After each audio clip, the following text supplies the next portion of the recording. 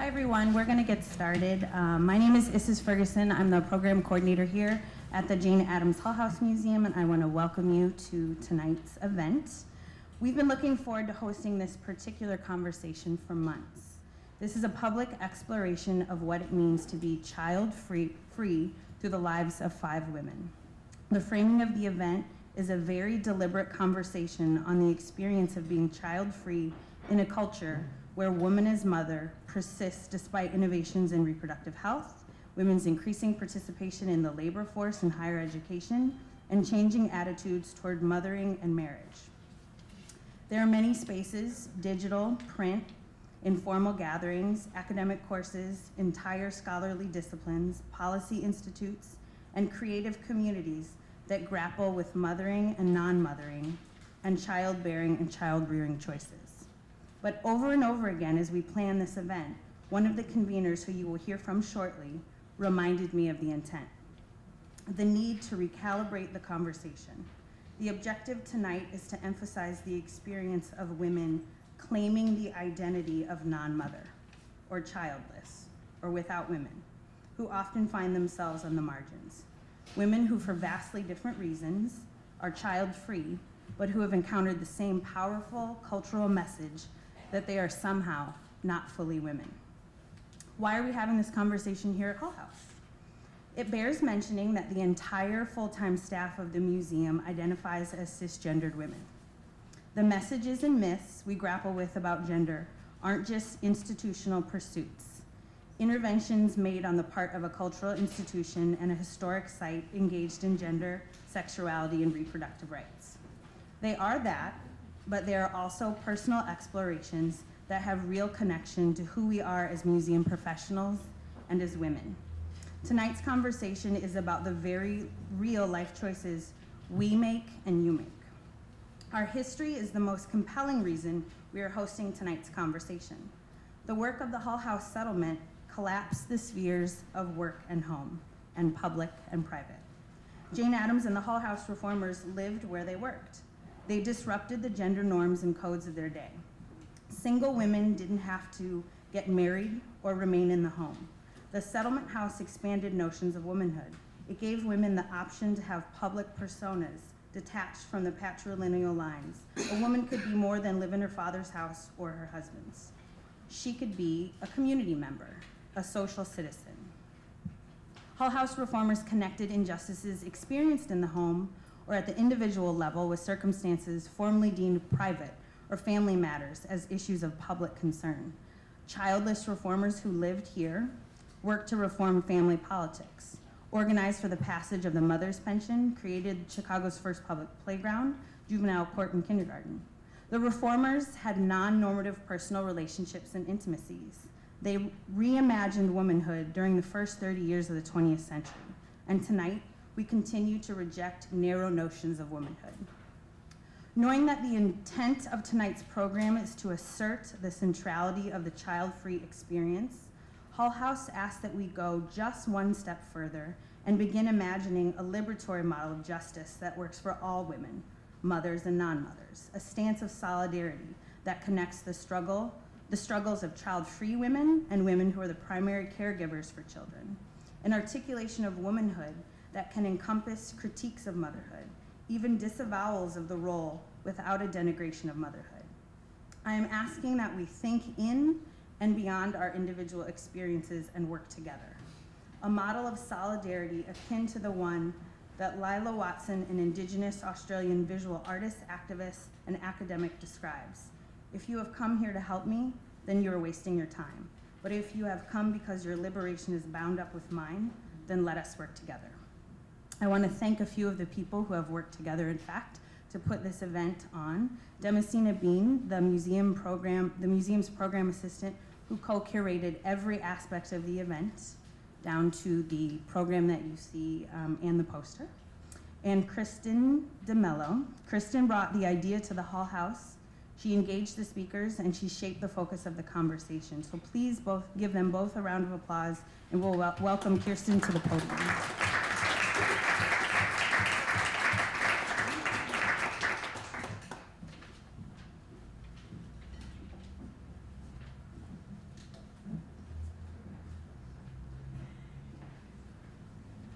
Good evening, and again, welcome to Jane Addams Hull House. Thank you for coming to be part of this discussion on a topic that receives little space for authentic conversation: the experience of women who do not have children, whether by choice or circumstance, and the meaning this holds in our society, where our value as women is wrapped up in our ability to have children. I am one of these children, one of these women. When I turned 35, I realized that I was not part of the Mother's Club, an identity and role that defined my sister and many of my friends my age. At the time, I was living in the strongly traditional culture of Zimbabwe, where often the first question asked was, "How many children do you have?" I longed to be a mother, to raise a child. After discerning that adoption was the best path for us, my husband and I pursued this dream. It was hard and stressful, an uncertain path whose end we could not see. We were matched several times with children, only to have it fall through before the adoption could be completed. It was heartbreaking. After 3 years, we could not go on, and we gave up on the motherhood, fatherhood dream. I was left swimming in grief and drifting without the identity of "she will one day be a mother" to define me. Now I carried the label of childless, someone to pity or to judge for being selfish. Without the code of motherhood to slip into, I had to make my own path and forge meaning from this new identity. It was out of this quest to understand who am I as a woman that I was inspired to create this forum, a place where women can share their journeys, the choices and circumstances that led them to being child-free or childless, where we can all explore the societal messages and myths regarding motherhood and being child-free, and how racial, class, and sexuality factors complicate the experience. The quest led me to Jane Addams Hull House and to these 6 women. Our conversations peeled back the layers of this complex and sensitive issue and challenged me to see woman, family, mother in different ways. These women helped me feel I am okay as a child-free woman. And they affirmed the need to open this conversation for others. This is a powerful and beautiful group of women here. I am thrilled that they are willing to share their journey and knowledge with you. I am certain that we will be challenged, stretched, moved, and inspired tonight. And I cannot say enough about the enthusiasm and patience of the Hull House staff, Isis Ferguson and Demasina Bean, and others behind the scenes shaping the concept of this forum and putting the details in place. And I extend gratitude to the interim director, Lisa Junkin Lopez, for encouraging this idea from the beginning. Thank you, Hull House. Now I'd like to introduce tonight's moderator, Carrie Ruckel. Carrie is an activist, a feminist, an artist. Her recent film, which was playing back there, and you can watch it afterwards, it's called "This Is Not a Feminist Theory on Motherhood," explores Carrie's ambivalence toward motherhood and the implications that has on her life. Her other short videos and photographs highlight and critique the complexity of sexual politics and constructions of the feminine. I am delighted to have Carrie with us tonight to share the insights from her own journey and to guide our conversation. Thank you all for coming, and thank you, Carrie. Welcome.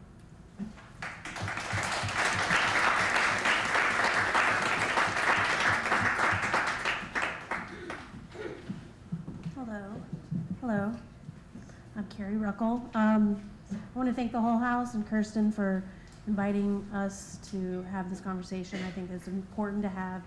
And doesn't happen very often. So thank you all for coming. I first met Kirsten at the Feminist Village that was here at the Hull House a few months ago. And she told me about her idea for this forum. And I immediately was excited and started to tell her about my story and started suggesting other people and that she might be interested in. And then we got together and started finalizing some of the details. And I was actually happily surprised that she asked me to moderate. But just to get back to my story, I am child-free, and I chose to be child-free when I was a teenager. I don't really know why I was so young in choosing that, but I do know that there were a few influences that probably subconsciously influenced my decision. I had two aunts who were child-free, and so there were examples in my sight of women who were child-free, and it didn't ever just, I never really felt like it was a certain thing that I had to do. It always seemed like an option, and which is really ironic because society kind of tells you otherwise.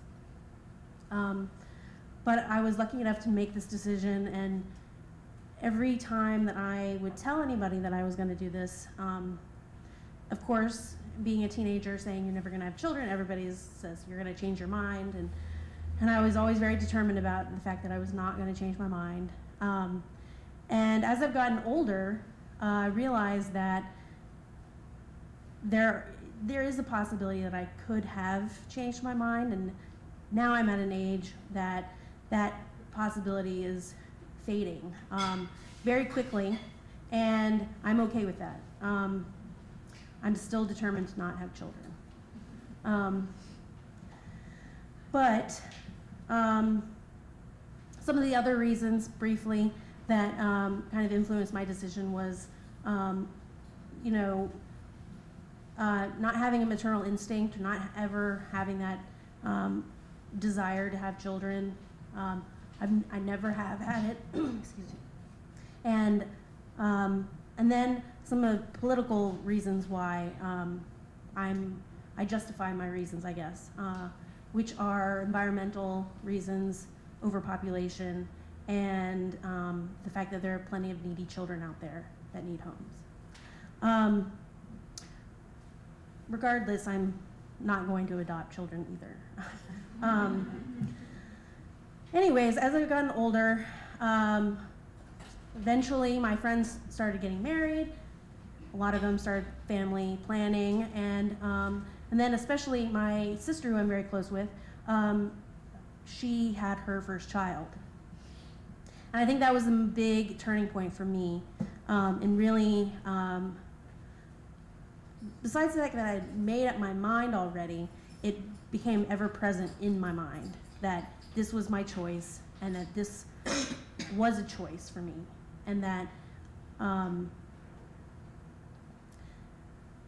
that my sister made a different choice, and that is okay. But it still brought up a lot of mixed feelings, lots of ambivalence about, am I making the right decision? What is this going to mean for me in the long term? What is it going to mean when I get older? Am I going to have regrets later in life? And all these thoughts and basically got me to working on the idea of motherhood and my ambivalence of motherhood, and I eventually made an art project about it specifically. And so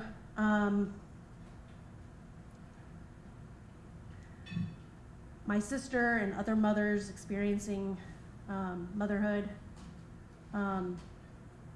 really influenced my project a lot.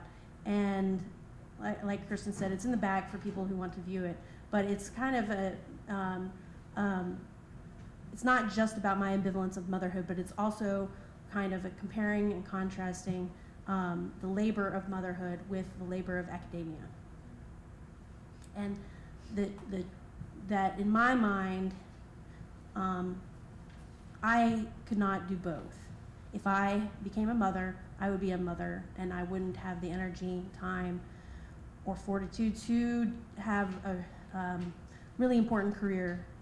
And so that is one reason now, at least as an adult, that I am not going to have children, because having a career is really important to me. And I know myself well enough to know that I couldn't do both. And I see the labor of motherhood, seeing it firsthand through my sister and other friends, and then also seeing, or going to grad school and understanding the labor of academia and the labor of career and work. And I highlight those a little bit in the video. Anyways, not to go on too long, but I was just gonna throw out a few quotes from my video. It is not biological destiny. Holding babies seemed to make her nervous. A rush of stage fright swinging up from the gut. Would you like to hold my baby? Words from a friend. Holding a baby never felt natural to her. Instead, like a test of womanliness. She was being watched. People looked to see how she would do it. Those words really ring true for me because I don't believe it's biological destiny. But when my sister first had her first child, I was petrified of her baby. I really had no experience with children, and I felt, very awkward. And she made me feel very, very comfortable eventually. And now I feel really great with her kids. But when I made this video, she had just had her first child, and I was totally scared to death of kids. And I still am for the most part, but my sister's kids are special because they're my sister's kids. Anyways, I've done a lot of research and reading on the topic of motherhood and being child-free or childless. And there is, I'm happy to say that I think that there's, as I've done more research, there are a lot of resources out there. So, this panel is just one segment of those resources for all of you in the audience who are interested in this topic. But I don't know, I guess that's all I have to say about myself. We can get to more later. So I'm going to go ahead and introduce the panelists briefly, and then I'll give more detailed introductions as they go. But starting in front of me, going to the right, we have Gloria Bowman, who is the author of the novel Human Slices, which is in the back for you to view. Next to her is Edra Soto, which is a Chicago-based artist, and she'll be showing some of her work. And then we have Nanette Banks, who is an ordained reverend in the non-denominational church. I'll just leave it at that for now. And then we have Miriam Schaer. Okay. Who is a Brooklyn-based multimedia book artist and uses garments to explore the feminine, social, and spiritual issues. And she has some work up here on the front table for you to view after the panel.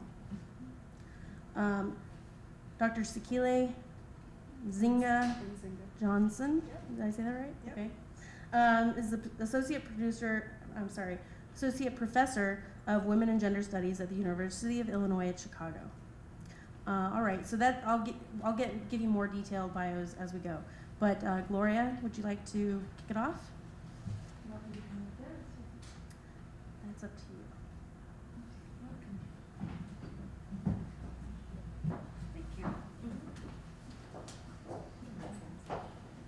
Thank you. Thank you, Carrie and Kirsten and everyone at Jane Addams, and it's great to be here.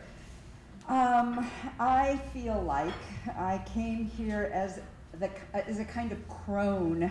I'm postmenopausal and child-free, and it's by choice, circumstance, and perhaps even destiny. But the one thing I feel very strongly about is I was lucky. The childless path always seemed a built-in part of my nature and an internal truth. People have told me, of course, as we have all heard, that I would regret this choice. But as of yet, that hasn't happened, and I doubt that it will. I recently read research that has shown the #1 reason the dying, their #1 regret, actually, of the dying, is that they didn't have the courage to live true to their own self and their own internal desires. So my child-free decision came to me when I was a very young girl as someone who is called, actually, there's a formal name for it, it's called an early articulator. Per some research cited in a book by Laura Carroll, The Baby Matrix. And I have a recollection of realizing I didn't want to have kids when I was around 10 years old. My mother handed me a baby, similar to what Carrie was talking about. I don't remember the baby, who it was, if it was a relative's or if it was a neighbor's, I don't recall. But I was excited to get to hold it, and I liked it, opposite from Carrie. I thought it was cool to hold this little squirmy thing. But I also remember looking up at my mom and saying, do I have to have one of these one day? And she laughed, probably, of course, taken aback, the crazy question from her little girl. And I can't quote specifically what she said, but it was something along the lines of, well, I guess you don't have to if you don't want to, because I remember I was really happy by what she told me. And kids know things, and we all know things at a very young age when we're 10. So that's how it started for me. But what I didn't know when I was that little kid who made that decision, that a lot was going to happen as I was coming of age in the 60s and 70s, of course, from the pill to dramatic cultural shifts that would make it, of course, easy for me to be child-free. Easier, of course, than most people have had it historically. Judgment and disdain would happen, to be sure. But it wasn't going to be a decision that would impact my ability to live my life. A totally different world, of course, from the women who have walked around before us with that decision and really struggling more and more than I would ever have to. And when I was in college in the early 70s, Ellen Peck's revolutionary book came out, The Baby Trap. And everybody was talking about, did you hear about this national organization of non-parents? And we went to the Meadow at Indiana University and celebrated Non-Parents Day, and there was this emergence of the word, this weird word, I still find it very weird, child-free, and articles in Cosmopolitan about how it was okay to not want to be a parent, and I found out there were women just like me, and that was great. But I don't think I realized, I know I didn't realize, that so many people would be truly vilified at that time by speaking up about it. I was young, I was okay, I went on my merry way with the whole notion. And then after a while, this highly publicized child freedom that was going on, it just sort of seemed to fizzle out to me. It became a non-issue and moved off the national radar. And I really didn't think about it. I went along my life, and as I moved into my 30s, though it started appearing more and more, I became more conscious of it as friendships really started to shift and fade. Women who were my friends who were coupling and bearing children, or at least planning on it, I wasn't as involved with them, very few anymore. And also friends who were battling and devastated by their inability to conceive. And in retrospect, I must have been searching for a kind of child-free tribe, one that would affirm sort of a sense of normalcy for myself. And I gravitated to relationships with friends and colleagues who were childless by all kinds of reasons: indecision, lack of partners, procrastination, whatever it might be. And I found myself even in a workplace, a mostly child-free workplace of men and women for more than 20 years of a career in association management. We used to laugh, the few women that left the the same workplace would get pregnant right away. It was almost like you couldn't if you worked there. But although I remain positive and sure about not wanting kids, of course, periodically I did recognize some angst and anger about the perception, as we have felt. But as I grew older and wiser, I realized that I had given unnecessary and unwarranted sanction to the opinions of people and the media and other influencers who would say things, you know, the typical motherhood is every woman's true destiny, and I could feel my blood boil because I knew that motherhood wasn't my true destiny. And you know what really drove me crazy the most? It's the obituaries. Because yes, I love to read obituaries. I read them all the time. Especially the famous, the super accomplished woman, right?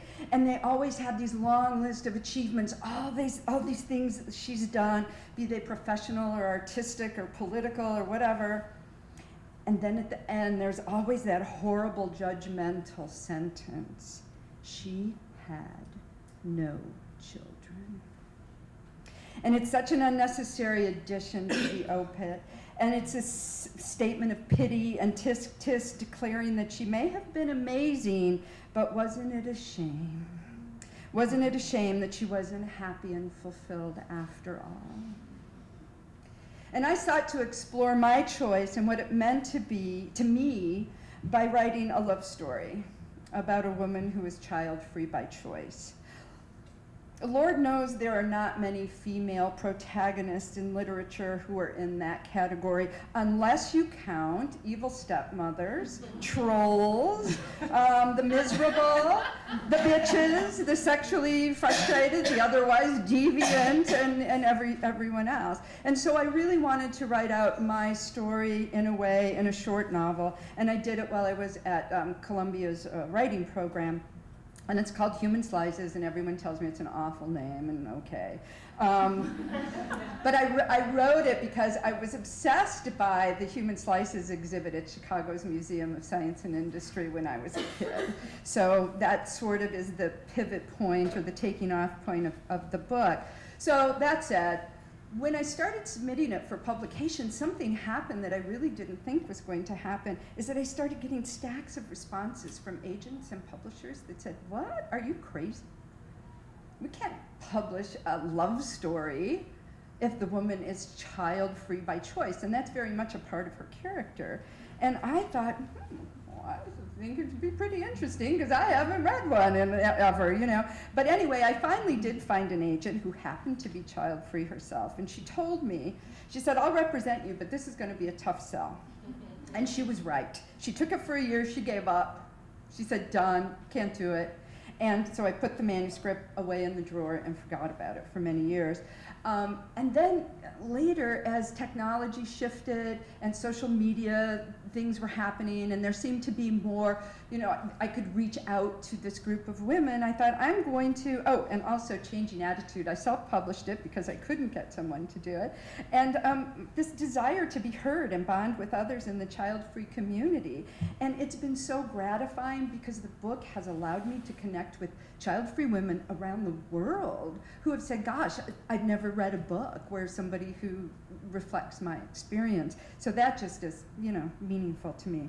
But change is slow because one of these women who I've been in touch with, she's a romance novelist, and she recently got a publishing offer for a book she wrote. But the publisher said the stipulation would be that she would have to change her main character from child-free to somebody who longed for babies.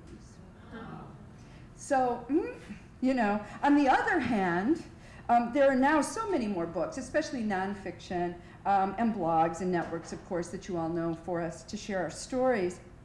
But I am convinced that the crucial tipping point is close, and so close, that life and the movies and literature and all of that will catch up to reality because my little we're here in light of, after all, we're here, we're almost 20% of the female population, so get used to it, right? So I think that one of the great jokes of the universe is that our human potential is vast, but our time on Earth is limited. And if we're lucky and courageous, we get to decide what to do with the time we have. And I'm sure that motherhood is a very profound experience, but it wasn't something I wanted to pursue on this journey, and I always think, maybe next time.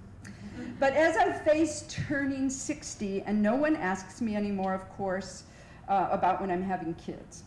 But I do get the occasional, poor dear look when someone discovers that I'm not a grandmother, but it doesn't bother me. Looking back, I'm just grateful to have had the opportunity, the luxury, if you will, to make the right choice for myself. And I think it's important that we think about it as an incredible gift to be able to be true to who we are.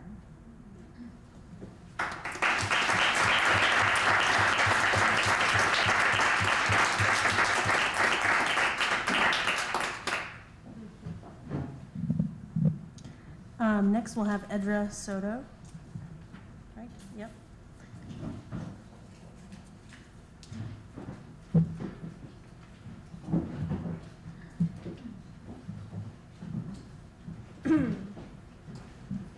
Hello. This is hard to follow. That was beautiful. They were great.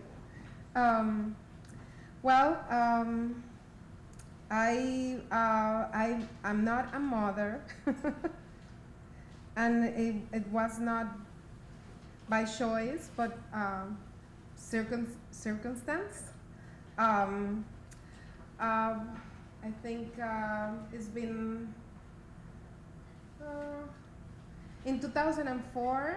I had uterine cancer, and I was forced to have a hysterectomy. Otherwise, I think I would probably have died. And so that definitely marked what was going to be my future. I was forced into menopause, and I have to say I did have so much pain and frustration, and it was such a difficult, so many difficult years of being ill, sick, that I felt that when they finally found the cancer, and it was forced, I was forced to opt for a hysterectomy, that it was sort of a blessing in disguise, because it liberated me from my pain.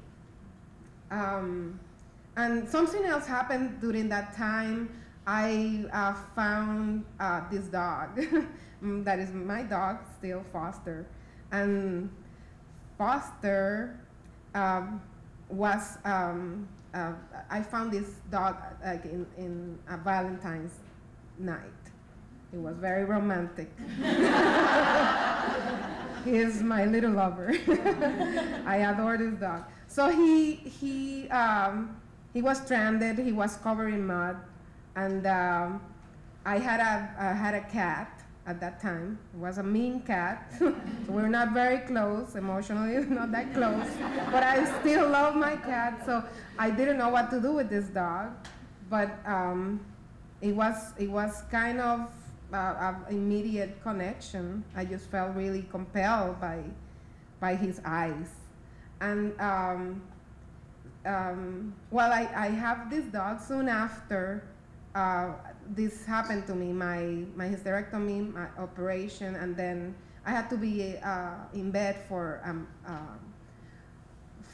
a month. And my husband at the time, he works a lot. But he had to work because I wasn't working then. And so my dog was new to us, and he was not trained, so it was kind of a little crazy. But as soon as this happened to me, and I was in bed all this time, he became very I don't know what the word will be, but he just really, really calmed down, and he became my companion. And soon after I think many years of not painting, because I think I didn't say that this is what I do. I'm practicing artist and a teacher. I started to paint again after this experience with my dog. I have some pictures that I can show you. I made a series called The Greatest Companions. So this is one of the pictures. I should have shown something before and have more context to it. But this is an imagined picture that have traces from my subject at that time, that was this woman called Edra Soto. She's a Puerto Rican vedette. And let's see, I want to find a picture of her. No, this is not it. Sorry. Oh, I'm sorry that it's so small. But this is her. And you will wonder why. But when I was a kid, I was exposed to I grew up in Puerto Rico, and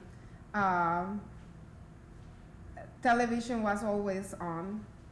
And this show was happening at night, like at 7 o'clock or 8 o'clock, and it was normal.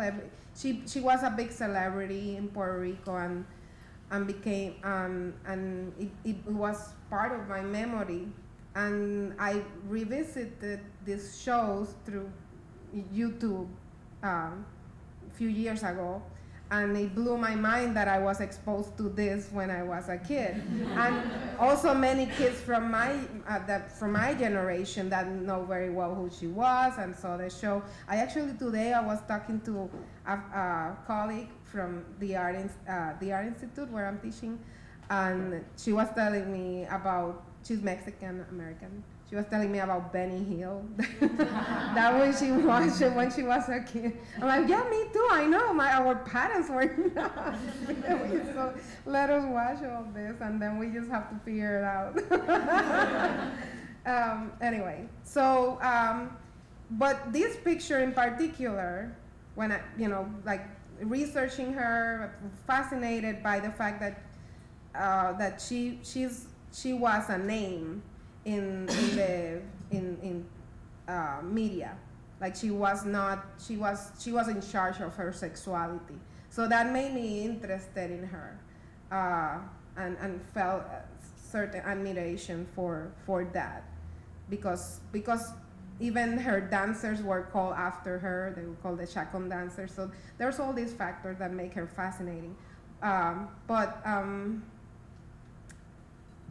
So this picture really was the one that made me create this create this fantasy world, and create this series called The Greatest Companions, and I inserted my dog in few of these pictures. So sorry. There's another picture from The Greatest Companions. So this is the stage of Edra Soto, and they're all based on her show.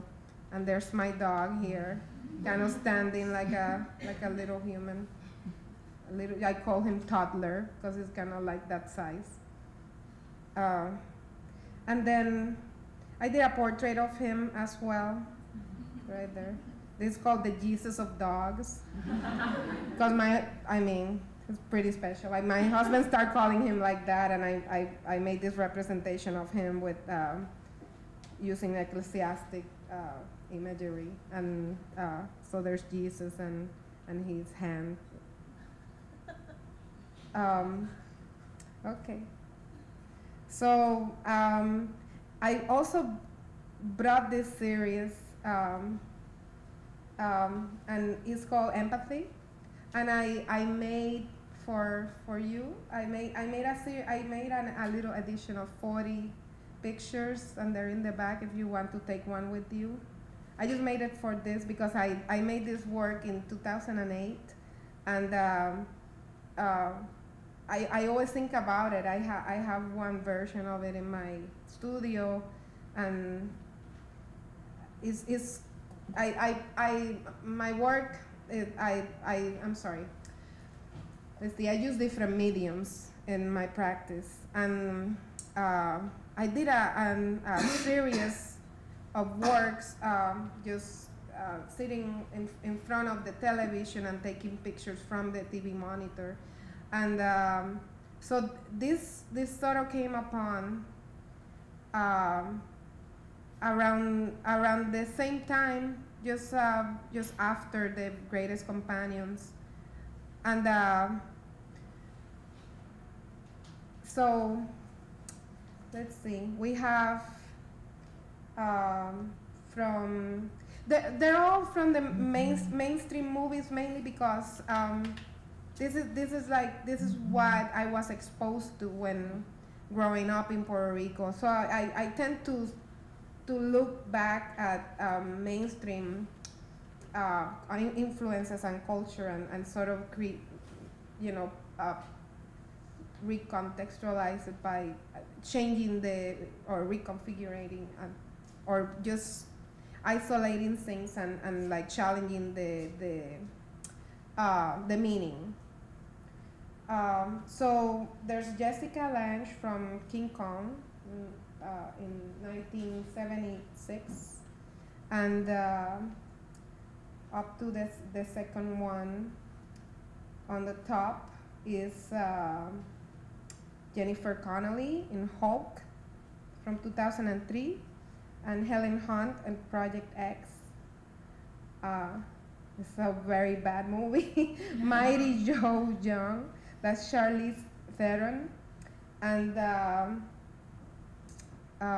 Naomi Watts in King Kong, and Sigourney Weaver in Gorillas in the Mist. And I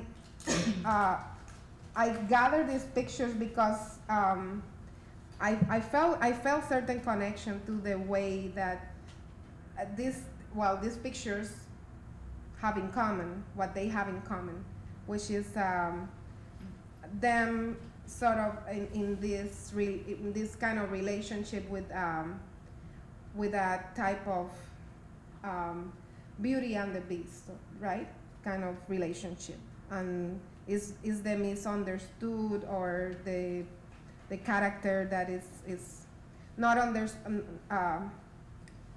only she have the sensibility to and the compassion to this beast, right? And it's sort of kind of like the way that I see dogs in my life.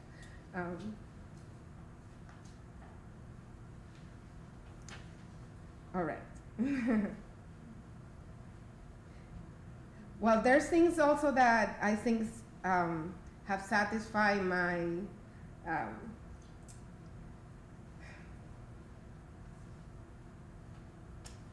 or fulfill my absence of children. I'm trying not to cry. Sorry.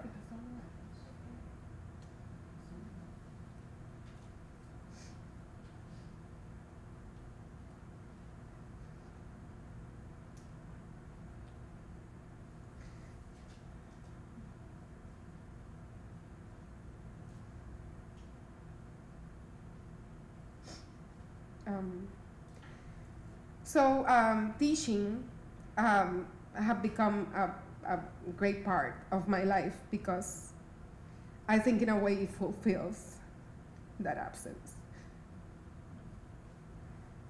But I have to be honest, I feel really conflicted because I never think of myself. I never had that maternal instinct, and I don't know if at the age that I suspected that I was not going to have children, it had something to do with my attitude towards just being satisfied with not thinking that that was going to be a part of my life. And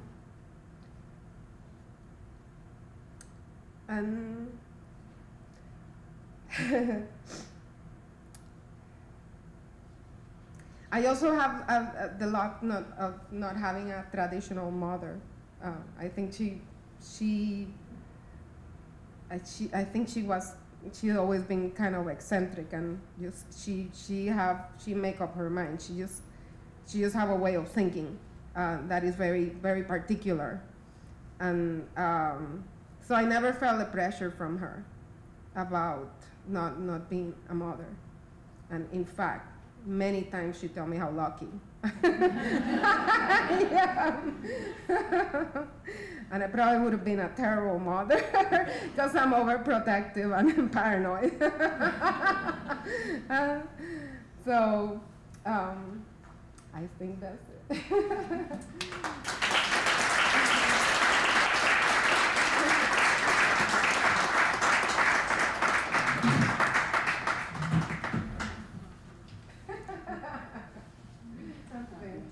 And now we'll have Nanette Banks. Good evening. Good evening. My name is Nanette Banks, and at the age of 40, I had a decision to make. And my decision was, who would I be in a society that valued mothers and wives? And at the age of 40, I was single, childless, an African American in a society that does not value black bodies, let alone those black bodies that have not given birth and have not said I do. So, when my doctor said to me, your abdomen is the size of a woman who is 6 months pregnant, what do you want to do? I scheduled surgery. A few weeks later, she called. She said, Nanette, and we're friends. This is why she can call and we can be this casual. She called and she said, Nanette, I didn't ask you about this in the office, but what happens if I go in and I don't find any healthy uterine tissue? Do you want, and I need to do a partial hysterectomy. Do you want me to just close you back up, or do you want me to just do what I need to do? Oh, I'm sorry, this is how it was on the phone. And I must admit, a tear came down, and then it was a sob, and then she sobbed with me. We sobbed on the phone for about 15 minutes, and then I said, take it all with you. Whatever you need to take out, take it. And that was the best decision I ever made for me. I must also admit that I don't think growing up I was that little girl that said, when I get older and I have my babies, or when I have my children, I don't think I ever was that little girl. I think I always thought that if you got pregnant, it was, oops, I'm pregnant, and you have a baby. So who plans that? Right? And so I don't think I was ever that little girl that had it set in my mind, I'm gonna be married, I'm gonna have children. But I can't say I didn't decide, I just wasn't that little girl. And after having a conversation with Kirsten, I had to think about a few things after our conversation. We had a really good conversation that night, so thank you. And at age 22, may have been a little older, a little younger, about 20, in undergrad, I had stopped taking birth control pills. And so I remember my boyfriend at the time, eyes got big as saucers, but anyway, says, what, do you want to get pregnant? And I looked at him, I said, no, I don't want to develop cancer. So it was more about my body than preventing pregnancy. It was more for me about taking care of my body. Now, I wish I could say I was that smart then and knew it then, but it's in retrospect that I know it was more about my body. At age 32, I was on the phone with a dear friend of mine, my best friend Cynthia, and I said, you know what? I've never been pregnant. I need to go to the doctor. She said, do you want to get pregnant? No, but I need to know if I'm healthy. And I go to the doctor, and she does whatever she has to do, schedule tests, blood tests, and all this kind of thing. And she said, well, after I come back for a follow-up, well, Nanette, all your tests came back positive. You're good, you're fine. There's no issues, no blockage, no anything. And she says, but if you want to get pregnant, I said, no, I don't want to get pregnant. I just want to make sure I'm healthy. She said, oh, do you want the pill? No, nothing like that. So I went on.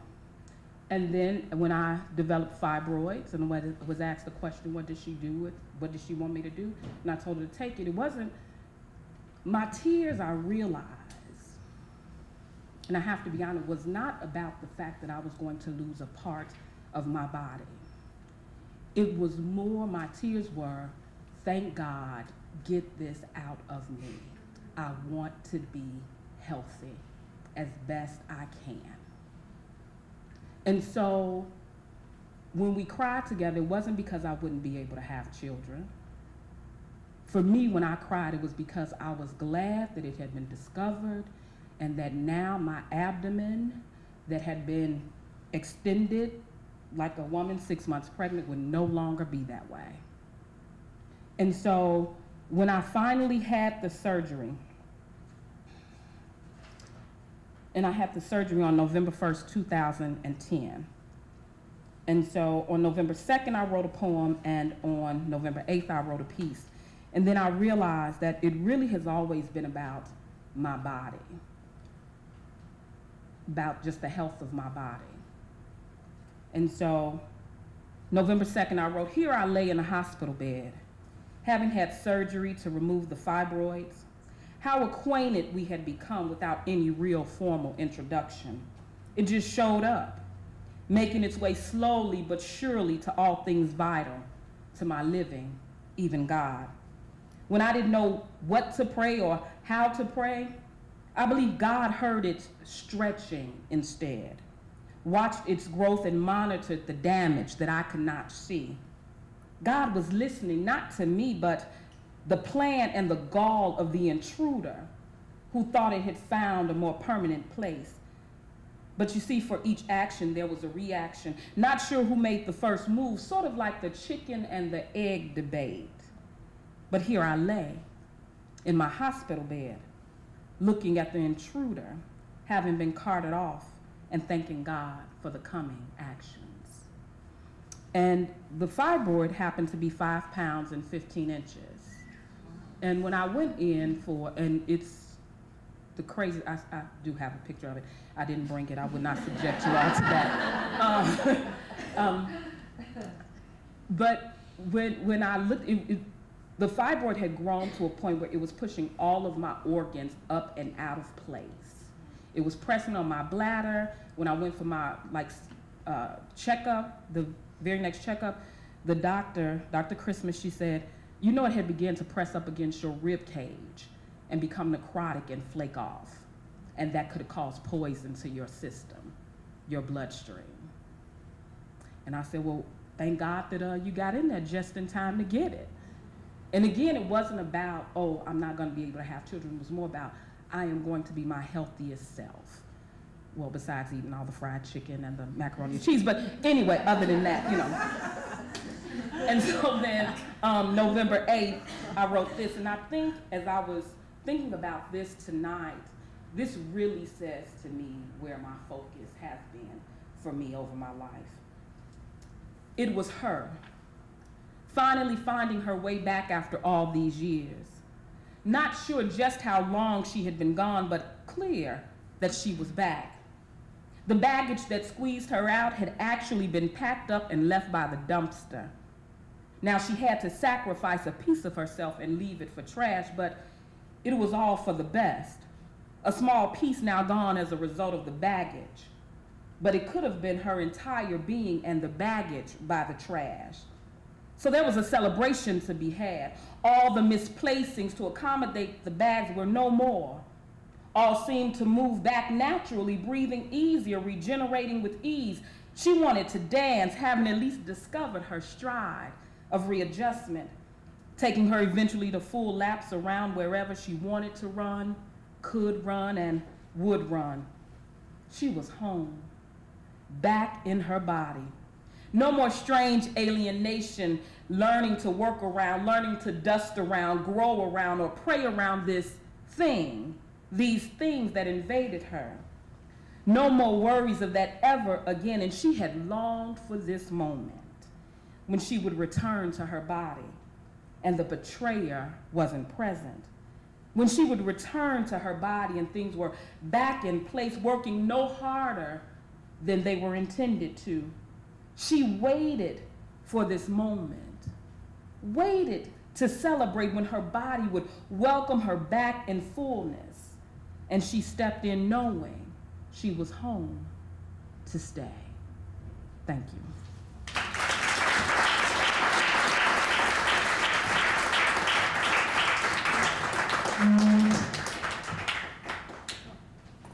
And next we'll have Miriam Schaer.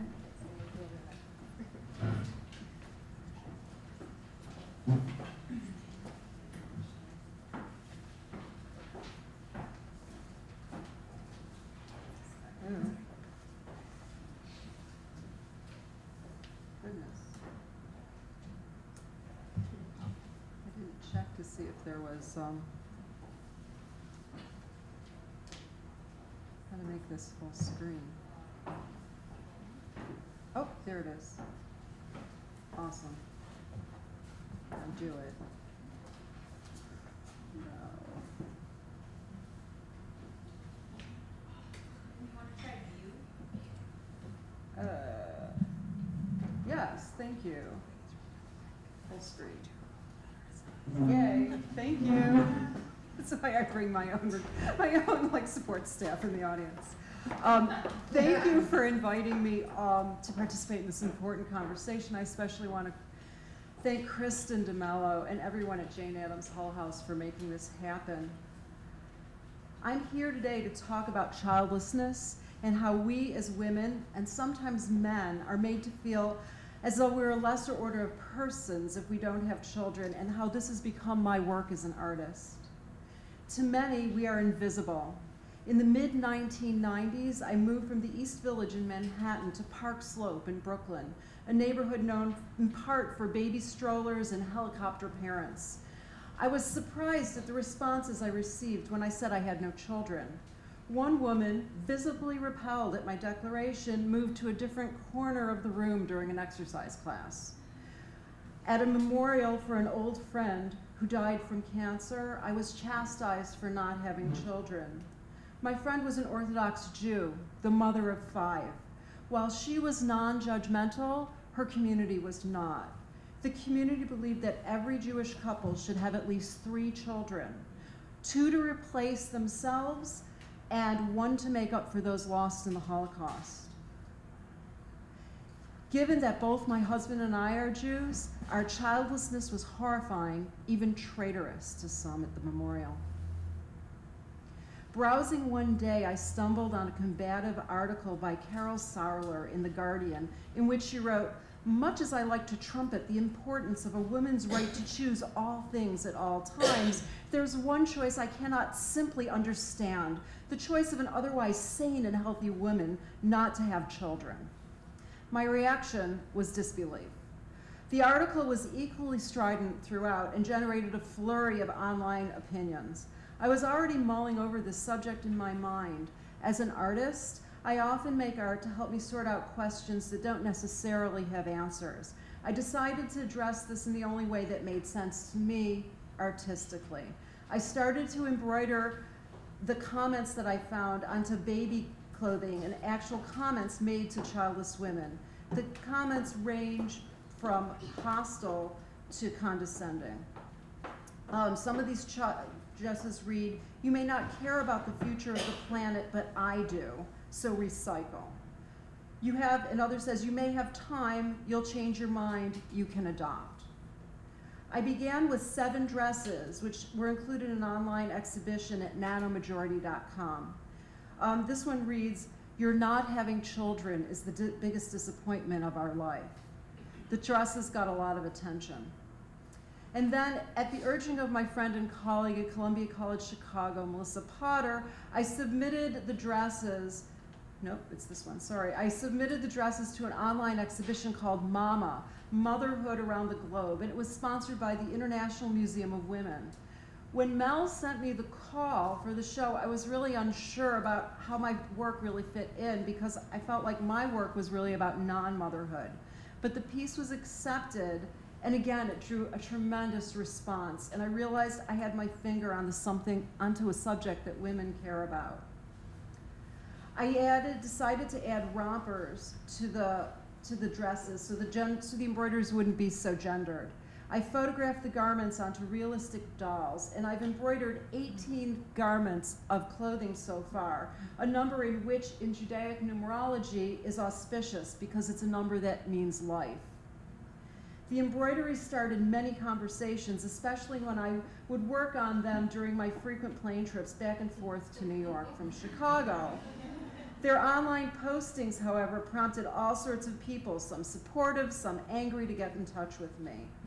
These garments read, "Women don't want to run startups because they'd rather have children," and childless women lack an essential humanity. I photographed them and put them into a portfolio I call The Presence of Their Absence, which I have over here for you to see. The images in which the children's clothing seem to criticize their own existence highlight the fact that no matter what their individual circumstances, childless women are disparaged, often by their mothers for their failure to contribute or live up to the idealized notion of motherhood. I began to put myself into the photo shoots, which I directed with the dolls. I started the series within the safety of the studio at Columbia College, and then I moved outside to a playground. And then we went to the American Girl's store on Michigan Avenue. As I continued to shoot and direct more photographs, I also conducted research about hostile attitudes about childless women, not only in the West, but historically in other cultures. In her 1970s book, The Dialectic of Sex, Shulamith Firestone wrote that women will not be fully emancipated until they are free from the demands of biology. Now, back then, the emancipating tools she had in mind were practices like artificial insemination and surrogacy. And at that time, such concepts were little better than science fiction. Today, these and other alternative maternities are commonplace. And yet, rather than release women from maternity's grip, they have added new pressures to women who choose to pursue biological childbirth, as well as new threats to their health and finances. The most radical notion of motherhood, one might argue, is not to have children in the first place. I'm continuing to expand my series by looking into the prevalence of cultural hostility against childlessness among earlier eras in non-Western societies. Some of these are, in pre-Christian Rome, laws sometimes punished women without children. In 17th century Huron Indians, in what would later become the eastern part of the United States, banished childless women from communal meals. Some Indian castes also allow married women who cannot conceive to be punished with divorce or social ostracism. Last January, my colleagues at Columbia College Chicago, Melissa Potter and Clifton Metter, and I traveled to the Republic of Georgia on a Soros-funded residency, and so I thought I'd better put a picture of Republic of Georgia so people would know where that is. We worked in the Kakheti, which is a remote agricultural region, where we offered workshops to make artist books, which is our area of expertise, using felt. Felt work is a craft tradition with a deep historical roots in the Republic of Georgia. Melissa and I returned in June to continue our work with Women's Fund in Georgia, a courageous NGO struggling to expand women's rights in an extremely patriarchal society. In Georgia, I was able to interview a few women about childlessness and their own feelings about not having children. These were some of the questions that I asked. And some of their responses were really interesting. And that's Georgian writing, it's not a typo, or a missed font. they were really interesting. One woman observed that girls do not really count as children. Ia Paktaze, one of the interviewees, kindly translated the comments into English and wrote out the Georgian words for me. I plan to embroider some of what they said in English and in Georgian onto Georgian baby clothing I purchased at the market in Tbilisi. Before leaving Georgia, I gave each woman I interviewed a small baby-shaped box that I made as a gift in appreciation for her time and cooperation. Recently, I had a solo show of some of the work at Western Wyoming Community College in Rock Springs, Wyoming. As in Georgia, I let it be known I was interested in talking to women about local attitudes about childlessness. Unlike Georgia, no one showed up. Some people signed up, but nobody showed up. However, many people went to see the exhibition, and as you can see by the conversation, there was quite an interesting conversation taking place in the community. I've also been compiling my photos and research into a print-on-demand book, a rough version I also have over there for people to look at, along with some other works in progress. I'd like to share one more installation with you. It's called What's Your Baby and was shown at the Fountains Foundation 916, an alternative space at Columbia College, Chicago. The show reframes a question I'm often asked, why don't I have a child, to viewers and asks, what's their baby? In this case, meaning, what's your passion? Passion is important, everyone needs some, but it doesn't have to be in the form of a child. Actual children may be the focus of your passion, but women can contribute in a myriad of ways. Consider the contributions of Virginia Woolf, Beatrix Potter, Anais Nin, Jacqueline Bisset, Frida Kahlo, Coco Chanel, Maria Callas, Sally Ride, Barbara Jordan, Georgia O'Keeffe, Zora Neale Hurston, Helen Gurley Baum, Diane Vreeland, Queen Elizabeth I, and Gloria Steinem, who are just a fraction of childless women who've led passionate lives. The baby-shaped boxes I made for my Georgian friends represent, to me, small keepsakes in which we can focus our energy and passion and desire, whatever we feel is important and what we value. Thank you.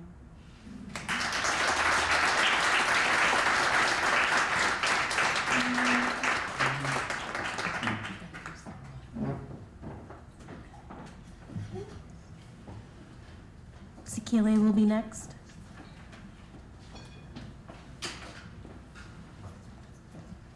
Good evening.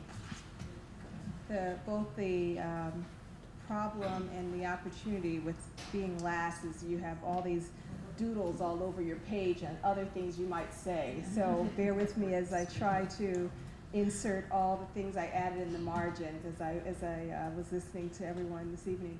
Thank you so much for having me here tonight. Isis, thank you for thinking of me. Amanda, one of my current students in a seminar I'm teaching in women and gender studies called The Politics of Motherhood. Thank you. She's also a Hull House employee. Thank you for having me. And Kirsten, thank you for having me. This is an exciting space for us to be in tonight. So this semester, my students and I have been on a journey intellectually, politically, as well as personally, thinking through this construction of this course called The Politics of Motherhood. And what we try to do in this course, or our collective goal, has been to think through motherhood beyond romanticized notions and beyond kind of essentialist biolegal formations of mothering, and really begin to kind of think about this in a politicized and think about motherhood and reproduction in a politicized and radical way. And so much of tonight was our last class, and right before here, so that's still fresh in my mind as we wrap the course up tonight. And I hoped that my comments will be well placed, but it's coming out of that tradition. It's also coming from, I always feel like I'm channeling my inner Jane Addams when I'm here at the Hull House. I have a background in social work, and so it also, I think, comes from my work and the ways in which I think about this very important topic today. So I'm going to start by reading a little, and I would say that the insidiousness of heteropatriarchy is that any choice a woman can make from her many life options is criticized or has some dimension of stigma attached to it. So, you know, whether it's the tension between women who stay at home and women who work outside of the home, or whether it's the tension of women who are having children versus women who don't have children, there's always this tension created, and that no path is free from judgment, or is and they always are devalued, right? And so, but what they have in common is that the groups that are pitted against each other are all women, right? And so I think that that's an important piece to for us to think through, and Isis and Amanda and I have been kind of all grappling with that as we've been preparing as I've been thinking through this. So thank you both for actually helping me think through this. So I started to wonder, you know, and this is something my students and I were grappling with, why are women burdened with the motherhood mandate? What, you know, and that, you know, that's a place we struggle with as feminists, is how did we come to be? And what we've discovered in our reading is that women are burdened because they really are charged with being the reproducers of their nation, right? Politically, culturally, or economically, they are to be the reproducers of their nation. And so we've spent some time reading Patrizia Albanese's work on territorializing motherhood to really think about what is it really, what's the intention of nations when they encourage women to reproduce, right? They're reproducing future soldiers or future reproducers of the nation, right? So that's an important piece to kind of think through why this so-called burden is placed upon women, that it really sits outside of the romantic ways in which we think about motherhood, right? But in societies like the US, only certain women are privileged with this burden, right? Cultural forces are met with political and economic forces that shape womanhood and reproduction. In short, some women are encouraged to be mothers while others are not. Motherhood and reproduction are only ideal when they are coupled with normative femininity within a heteropatriarchy. This leaves out women of color, this leaves out poor women, this leaves out women who are in prison, this leaves out women with disabilities, that leaves out queer women, and I think that's an important thing. Some women's social position is discredited, particularly in the US, and really globally, and then their reproduction is also controlled. So I think it's important for us to kind of revisit that motherhood, while romanticized, really is much more nuanced and complicated depending on your social location, your geopolitical and social location, right? So given these nuances in women's reproductive histories, how might we honor but also move past our individual experiences and look towards models of justice we can point to and work with for all women's freedom, right? So the model that we use in my course, in which I use in kind of thinking through my politics and my own research, is the reproductive justice framework. And the reproductive framework has 3 tenets that's really born out of a human rights framework, and that is the right, that women should have the right to have children, they should have the right to not have children, and they should be able to have the right to raise the children they have in healthy and safe environments, right? So if we think about that as our framework, it allows all of those groups who are pitted against each other, right, to really begin to think through their struggles collectively. So that's an important place for my students and I to begin, and I invite you to kind of engage in thinking through that reproductive justice framework if you're not already using that, to kind of think through these the historic divisive spaces that we occupy, right? So this human rights framework and the vibrant justice struggles that are both reproductive as well as healthcare, right? It encapsulates, engages all women and transgender people. It supports women who do not desire children as they fight for safe and accessible permanent birth control methods such as sterilization. At the same time, it helps to fight for some women who have to confront sterilization abuse. So it engages both of those populations. It has produced reproductive justice framework has produced full spectrum doulas who care for women who have babies, who have abortions, who struggle with stillbirths, who are dealing with bereavement related to SIDS, and who also need postpartum care. So it encapsulates the the postpartum or the reproductive care of all kinds of women, right? It also holds accountable economies that force impoverished Indian women to rent out their rooms. One of my panelists talked about surrogacy, right, which is a booming industry in all parts of the world, but particularly in India, where poor mothers are forced to rent their wombs. So it engages and interrogates and confronts that kind of reproductive labor, reproductive injustice, right? It produces organizations like the Chicago Abortion Fund that financially supports women as they take control over their reproductive lives by funding their abortions, particularly second-term abortions. And so we're lucky to actually have in the audience the executive director of the Chicago Abortion Fund, Galen Alcaraz. So those are local initiatives that use this reproductive justice framework that engages all kinds of women, women who are interested in being child-free, as well as women who are who have children and may need support, right? So I will close by actually opening up by asking a few questions, right? The first one would be, how do we support the joint and connected struggles of child-free women and women who are primary caretakers for children? How do we conceptualize care work so that it sits outside of our current gendered, class, racialized, and increasingly nationalized formations? In other words, children and adults all need to be taken care of, right? And so if you think about the work of Claudia Card, she wrote it in 1996, she gave us a wonderful piece called Against Marriage and Motherhood.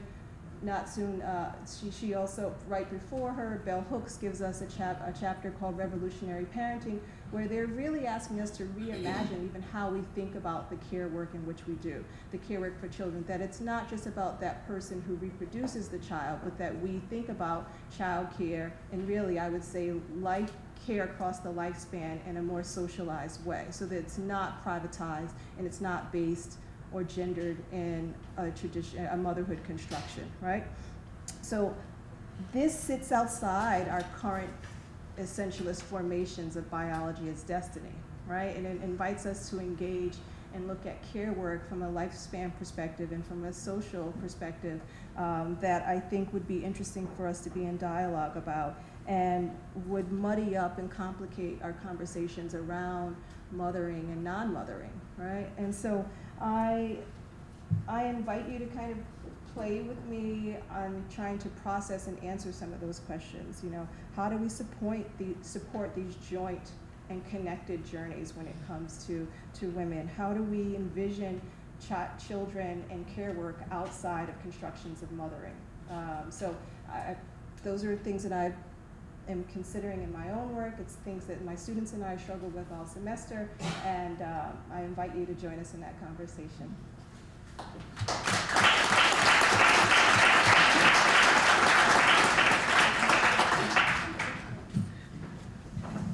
Wow. Lots of great stories.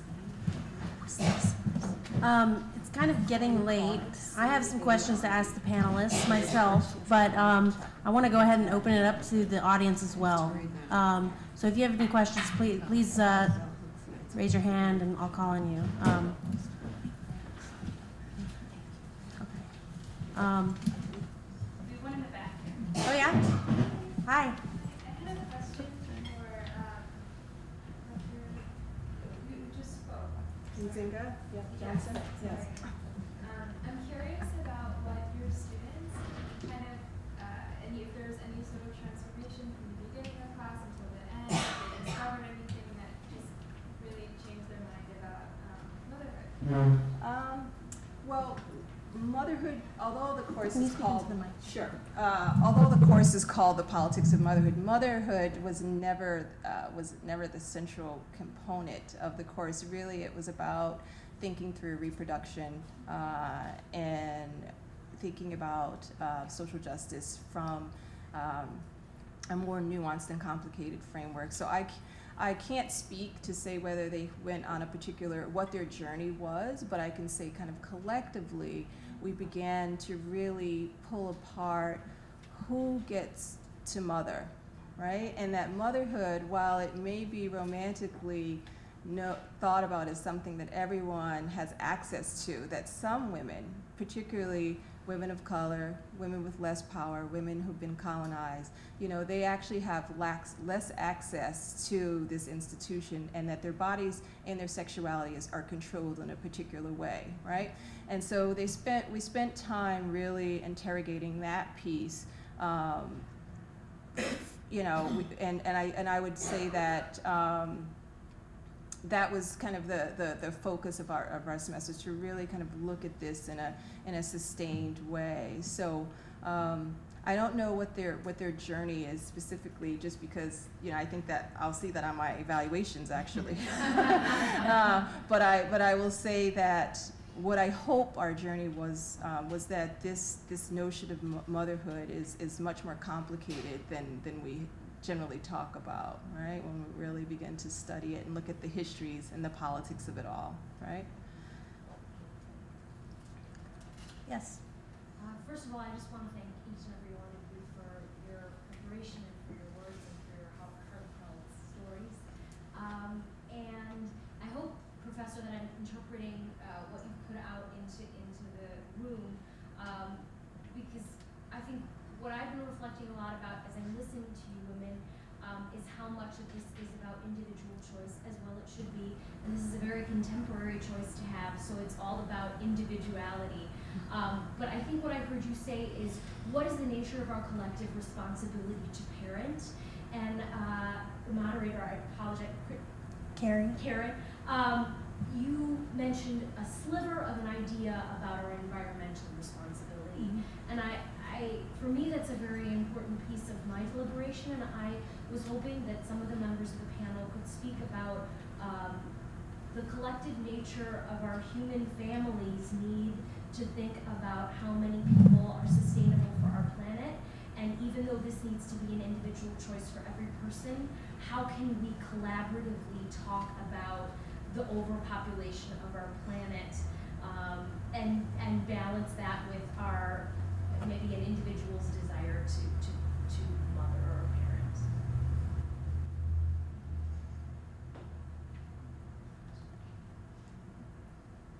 I actually haven't quite an answer for me, but I'm going to. Anybody want to speak to that? Well, I'll tell you what I think personally is that, you know, one of the things that's really divisive, and Sakila, I'm so sorry, had referred to it, is that how people are pitted against each other, and everyone gets their own idea about what it is they need to do. I have found in the responses I've gotten to my project, it seems to me that it's all about validation, that people are looking to get validation for their own choices, rather than thinking about the collective. I mean, one of the things that I don't want to get into in the projects and the research I've been doing is some of the things I see in the child-free community, where it's like, oh, I don't want to pay school taxes. Well, I don't want to live in a world where children aren't educated. I mean, I think it's critical. It's absolutely critical I mean, raising children is difficult and heroic, and I think people need as much support as we can give them. I think, and that goes for like children who need homes everywhere. But by dividing people and pitting them against each other, it just perpetuates the situation, rather than having a consensus and a respect for other people's choices. I mean, a lot of times I've given this talk or talked about this work, and if it's in front of artists, I'll have women artists say, well, you know, I've been vilified because I had children. And I was like, of course, and you shouldn't be, you know? But that's not gonna change the situation. Everyone needs to have like the support they need, whether you have children or they don't have children. And I think that's what's really been a really fascinating thing for me on this artistic journey I've been in terms of putting the work out into the world. Well, are you ready? Yeah, I had to pull up the reading. I couldn't remember the author's name. It was one of those pieces that I assigned and we didn't get a chance to read it. And it was actually, I think you'd find it interesting, but it was a small piece from a climate change series, and it's by Betsy Hartman, and it's called 10 Reasons Why Population Control is Not the Solution for Global Warming. And it actually begins to engage again, asserting a human rights position on, because the populations we tend to control are those populations that have been colonized and oppressed historically. And so when we use that as a framework, then we don't really engage in the more structural inequities that actually are happening around the globe. So instead of actually confronting multinational corporations and governments, we then take this fight to the bodies of women in poor countries, right? Or poor women within rich countries. And so she lays out kind of, it's a bulleted sheet, but she lays out kind of 10 points on why that approach may not be the best, best approach, and that we have to begin. And that's why I kind of continue to kind of go back to that reproductive justice framework to help us think through some of the ways in which all women, regardless of our reproductive choices, might see these as well as trans folk and men might respond in a more collective way. So in addition to taking care of those children, how do we also not attack women for the choices that they make, right? Yeah. Can you repeat the name of that Oh, text? Betsy Hartman, and it's 10 reasons why population control is not the solution for global warming. Yeah, and it came out in 2009, so it's a PDF online. You should be able to Google it easily. And I have I guess from my point of view, a more pedestrian sort of response to that I feel very heartfelt about, because looking back at my friends who have made decisions about having a child or not based on some other directed concept, thinking about what is my responsibility collectively for this, that if I always feel this, if you're in doubt, don't. I mean, that's so basic, but if you're in doubt, don't. Do something that could bring so much meaning to your life and to add to the collective consciousness or the world goodness in another way, because that is important. And so I worry when I hear people making a cost-benefit analysis of something that is, again, it could be so emotional and fulfilling, and to not always think about it as, how can I best fit in that situation? Does that make sense? Because I've seen and heard people have that dialogue about it, and it sort of actually, from my point of view, disturbs me. Also, as a kid, going to the New York World's Fair in 1964, it was terror that the overpopulation, everyone was going to starve in the next 10 years, watch out. I went away from that fair, I remember terrified, and that was big news, and that was something, and so to think about it, yes, what's my responsibility as a member of this planet, but also there is individual fulfillment and to do what is meaningful to you in your heart, if you have the opportunity. And I don't want us to miss the importance of this moment, though, with the individual stories either, because this is not a regular occurrence where women talk about whether it was choice or circumstance or ambivalence. And so my fear is that we continue to take the leap between, this is groundbreaking, this moment for some folks, and for me to be able to share the story with a room full of folk, right? And so I don't want us to take the leap from this moment and sort of miss it to get to that collective. And the only way I feel like to get to the collective is to begin here, because this is where we began to reimagine womanhood, reimagine motherhood, reimagine what it means to move it into the politics of motherhood. And so I just don't want us to miss this moment here, this significant moment that doesn't happen every day. that when you hear these stories, you say to yourself, why doesn't anyone talk about these things? Why do I have to feel ashamed and struggle all by myself or feel like I'm alone? And then you realize there's a population of women who have been doing this or deciding this, but in secret. And so I just don't want us to miss this. And I do understand the importance of the larger, but I think this is the way we get to the larger. So. Thank you, Nana. That was a good point. I kind of would like to go back to something real quick that I've been thinking about, kind of based on your question, but something that I didn't really bring up in my presentation because I was trying to keep it short, but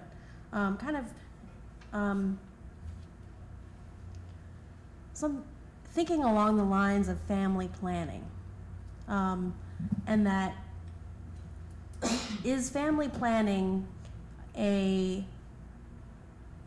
how do I put this? Is family planning, does it happen? And if it, if we're making a choice or we're in a circumstance that we're not going to have children, that's, things happen, and people become pregnant, or almost everybody that I know that's had a child, it's been kind of an accident. And if people are going to be having children and they're not going to be planning to have children and they just happen, and then there's another part of the population that is choosing not to, or they're in the circumstances not to have children, then where does family planning come in? And do you think that that's like an important aspect of this conversation? Because if we're going to have like population control, or if it's even going to be part of the conversation, isn't family planning kind of part of that? And if we're going to talk about family planning, then that opens up a whole nother can of worms as well. I think that it's a reproductive justice issue. I keep going back to that. Because women who don't desire children are being told, for instance, that they can't get sterilized, right? If maybe they want to become sterilized and they're told they can't get sterilized. So that's part of it, deciding this is my body, I don't want, to have children. And when they're denied that by doctors, particularly white middle-class women, are often sent to counselors. They're told not to, do this to their body. So those women who, people want to reproduce are actually met with resistance when they go to their gynecologists or their obstetricians to ask for these kinds of, services. So that's, to deny them access to those services, or to question their rationale for not wanting to be mothers is problematic, and so I think we have to begin, and that's what, so these are, again, denials of healthcare services, so that their denials are, to me, partnered in alignment with other women who are being forced to use those services. So they're part of the same, they're opposite sides of the same coin. And I think that we have to realize that that's, they're both problematic, but women are consistently denied. I have women tell me all the time they don't want to have children and they can't get access to the permanent birth control, methods that they like to use. Yeah. But along the lines of family planning, and I just lost my thought. Family planning is, or in a way, being challenged politically in many ways, and so women's reproductive health in general is being challenged, and part of that is choosing or not, choosing to have children or not, but that choice is sometimes, I don't know, it's being challenged, I guess, and so if that is being challenged, what are we going to do about that? Because if it's supposed to, reproductive justice, part of that would be to have the choice. I don't know if there's really a question in there, but feel free to comment. And I think we do have a question in the audience. I have a question. I'm most curious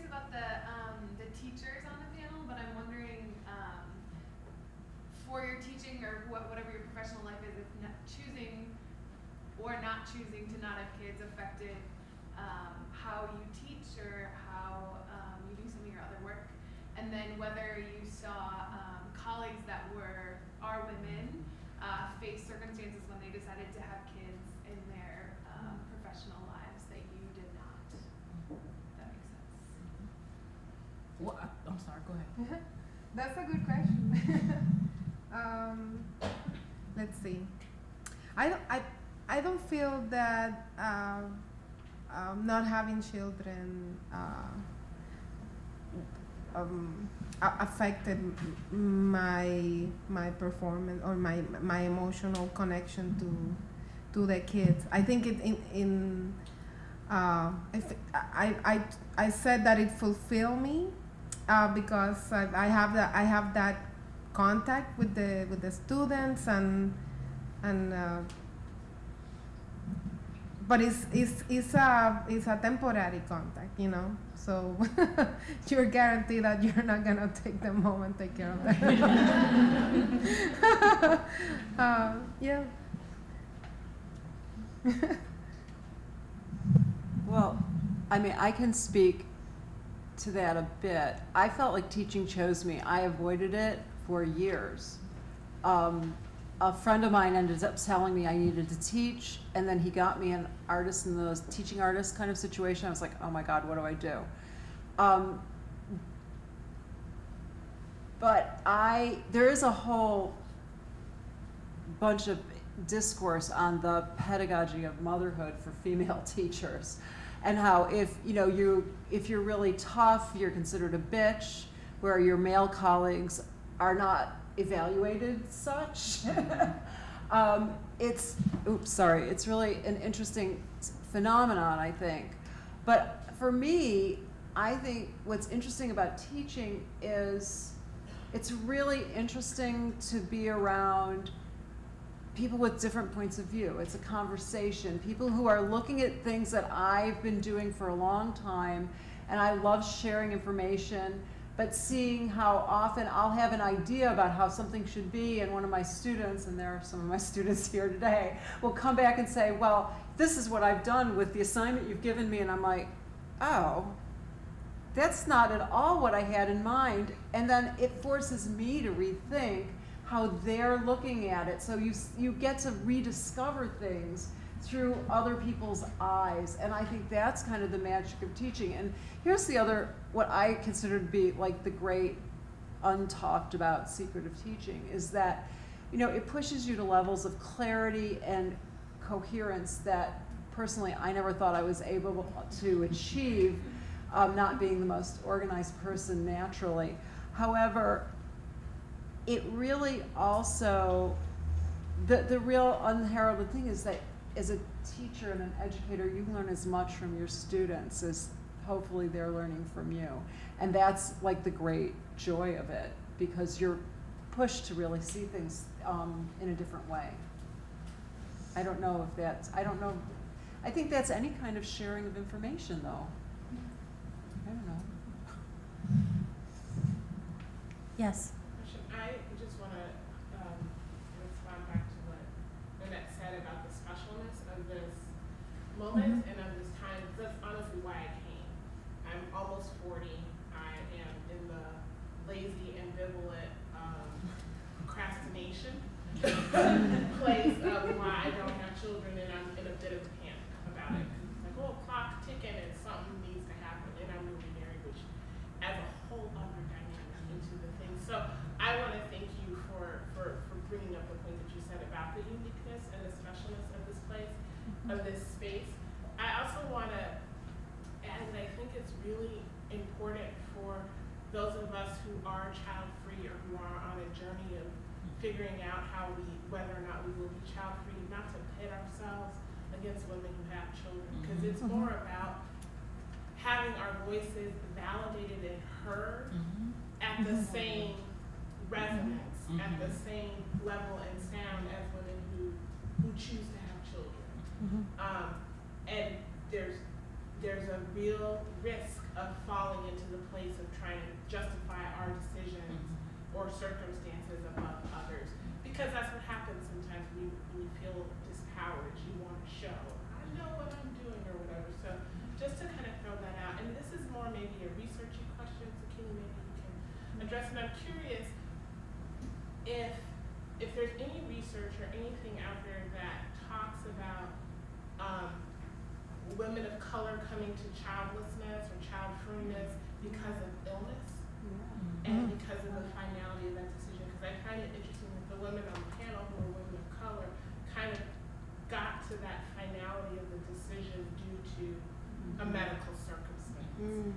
And I'm curious as to how all that maybe lines up with access to health care, all of that stuff. Because as much as it is a decision and a circumstance, there's other stuff maybe behind it that gets us to that space as women of color. So. Yeah, no, I think that's a great question. You're really making a distinction between choice and circumstance. Yeah. So, and I don't know the answer to that, but I think if there are any graduate students and undergraduates in the audience, you've got a thesis there waiting for you. Just make sure you give Tamisha a citation.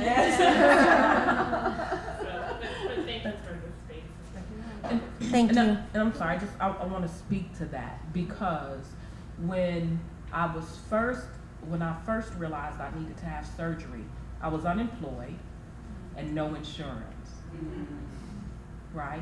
And so that was 2 years before I actually had the surgery, okay?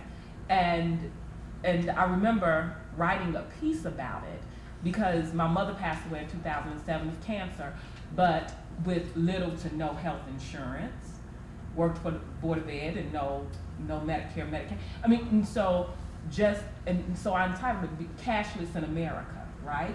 That we can have this rich place in which we live but still suffer.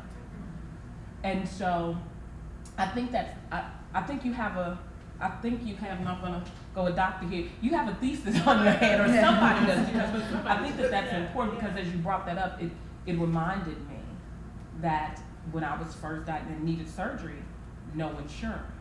And then the only way that I was gonna have surgery was that the Dr. Christmas again, my friend said to me, I'll waive my fee, Nanette, and the hospital has charity care.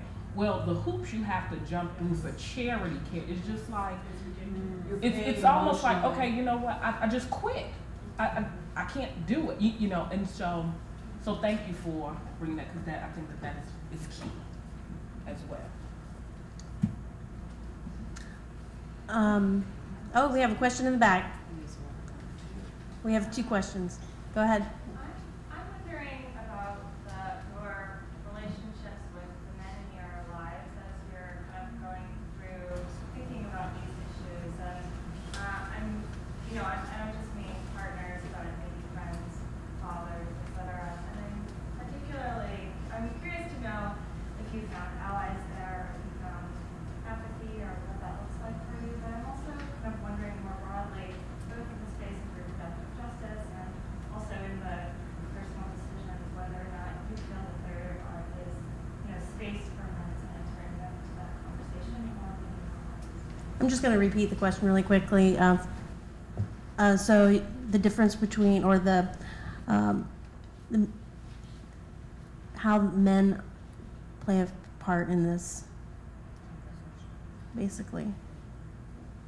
Do they face up to the same kind of stereotypes or stigma than women? No, she wants to know the support of men. Did we find allies in the men in our lives? And how do they enter into this conversation as well? Is that okay? I think just one quick thing, because I just had finished reading it, is Sylvia DeLucas's book, No Children, No Guilt, and she talks very simply that it's such an important conversation to have, and so many women don't have it or clarify it and have that honest conversation, and it should be had early in a relationship. And it got me thinking of some dear friends of mine who divorced over the issue of having a child and not having a child. I'm dear friends with both of them. The wife said to me, We had talked about it. We had decided to have children. And I was so disappointed then later when he said, no, I didn't want to have children. He said to me, and this was years later, he said, you know what's funny? We never talked about having children. So it's kind of, it's very interesting. I see online there are more and more men's groups talking about how they support women who have decided to not have children. There are a lot of men talking about they don't want to have children and they feel they don't have a voice either. Because it's just as much a choice for that in that situation. So I think in my experience, I've had a lot of support to it, but I think I added a limiting belief when I was a younger woman that I thought, gosh, I'll never have that relationship. So I think I made a lot of bad decisions because I added that child-freeness as a limiting belief on myself. I guess I'm not going to have that happy ever after because it doesn't have that. So I sort of, once I started pulling that limiting belief away from me, I had much healthier relationships and always very supportive ones. Well, a couple of things. One, I'm the youngest of 5 children, so my family just sort of looks at me, well, that's just Nanette, right? So whatever decision that I make that's countercultural is just, that's just Nanette. I mean, so they just support it because it's just me, right? But the one thing that I found in a very dear male friend from undergrad, that when he turned 40, we began to have very different conversations about not having children.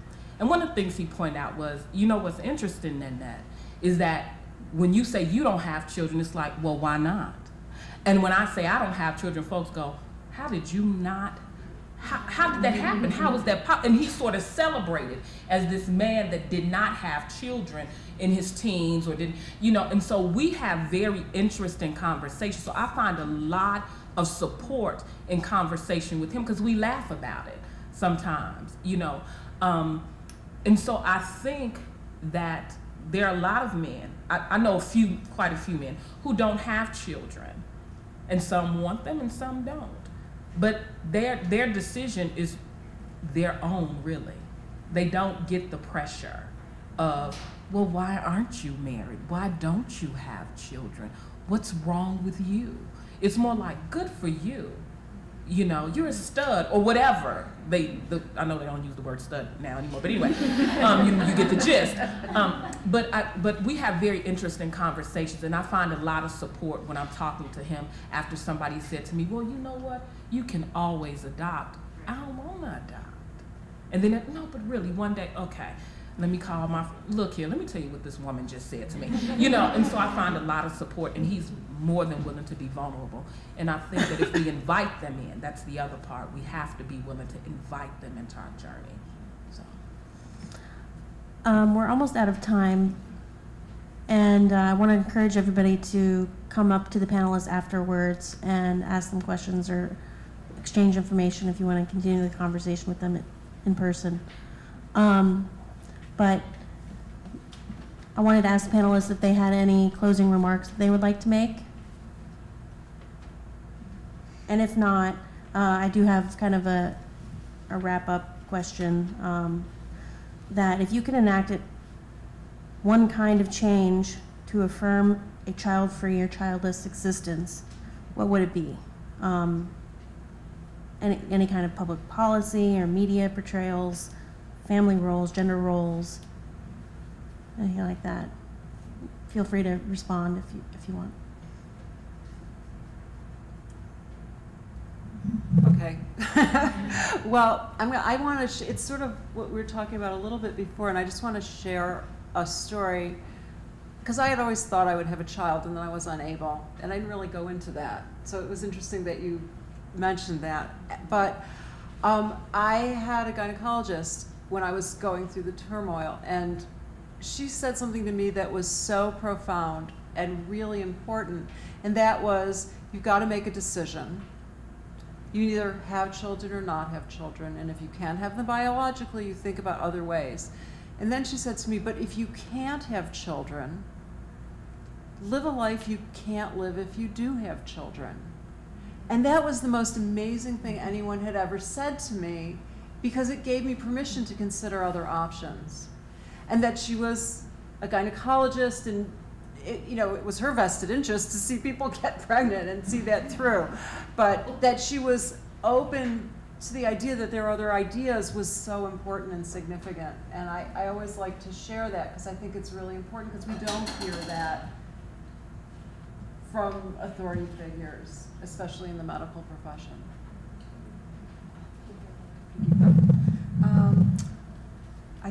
I hope I'm understanding your question right, but for me, I think it would be helpful if we don't make assumptions about women. Mm-hmm. So I don't think we should assume that they're coupled, assume that they want children, assume that they're straight, and that they're coupled with men. I think that, or coupled with just one man for that matter.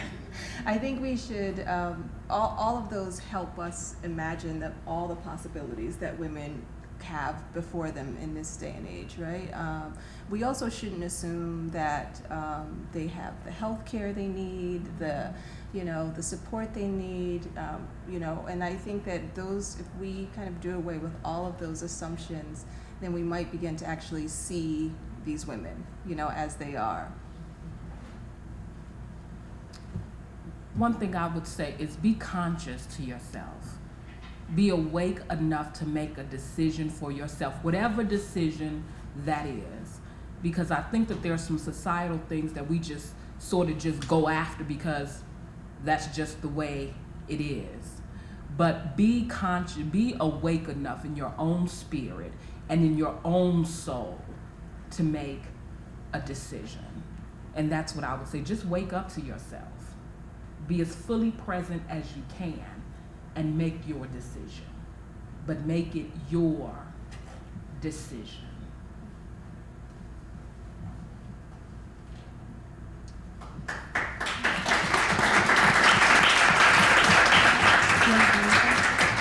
And Kirsten's going to come up to say a few words.